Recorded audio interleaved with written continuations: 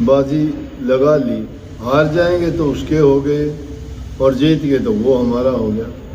उद्देश्य तो हमारा उसको प्राप्त करना है और दोनों ही तरीकों से वो हमारा हो जाता है। लेकिन उसमें ये कही है कि बाजी मांडी पीब शेर सर्वस दीन्या लाए। उसमें कही कि प्रभु के लिए जब बाजी लगाते हैं तो उसमें सर्वस अपना दाव पर लगा दिया। ये बाजी तो ऐसी है कि जब तीनों चीज लगा दी तो सर्वस हो गया। परंतु यहाँ इस जीवन के संबंध में कबीर साहब ने कही कि 184 में घूमते घूमते उस चौपट जैसा खेल है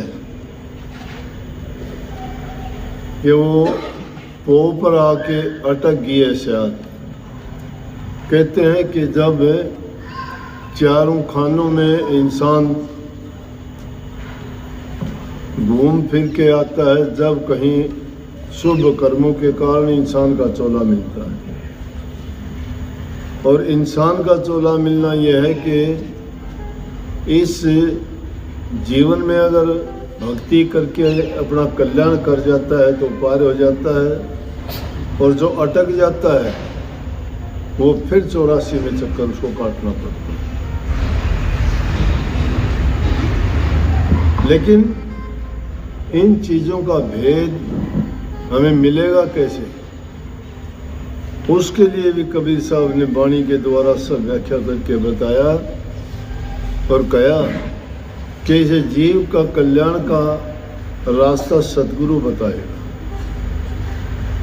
और सतगुरु जब मिल जाता है तो उसकी सारी व्याधि उपाधि और सब तकलीफ दोष पाप सब हट जाते हैं, कट जाते हैं।